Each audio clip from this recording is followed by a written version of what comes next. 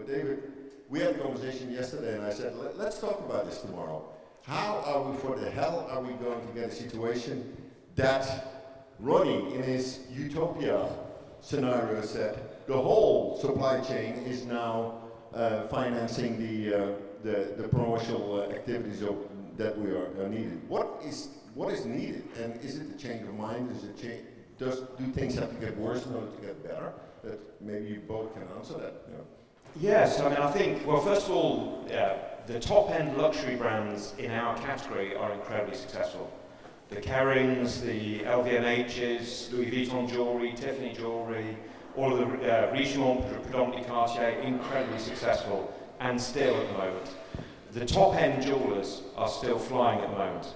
So the top end of the market is still doing incredibly well. And it's always the way. My view is it's always the middle that gets squeezed the most in tough times. And I think that's what we're seeing at the moment. I think the bottom end, the value end does well in tough times. The top end does well, particularly in luxury. There is no getting around it though. Investment in consumer communication is what drives sales. There is no way around it. And to put it into perspective, our global budget is just over $50 million.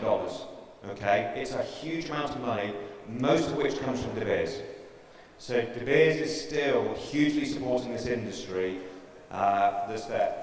To put that $50 million into context, that's about 10% of what Signet spends in the US alone. It's about 7% of what Tiffany spends globally. It's about 6% of what Cartier spends globally. And what we're spending is for the 80% of our industry that isn't those brands. So the big issue that we face, and I try to put a lid on it because some of you know that I do get very frustrated by it. This industry has got unlimited potential. We are way under the potential that we have. But we have to find the mechanics that for this industry collectively, whether it's retailers, the value chain, the miners, whoever it is, we have to be able to invest.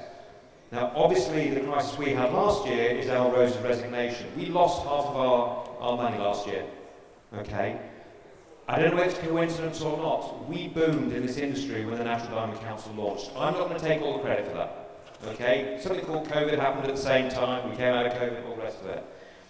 But last year, just at the point the market got tough, was when we slashed all of our media investments because we didn't have the money from Al Rosa. I don't think it's a coincidence. And so we can all sit here for days and days and days talking amongst ourselves. If we collectively, as leaders of the industry, can't come together and say, how do we find the mechanics to invest and achieve success like those luxury brands achieve success, then we will always work. This is the 40th conference, I think. Maybe in 20 years' time, and Ronnie, you were quoting from I think 10 years ago.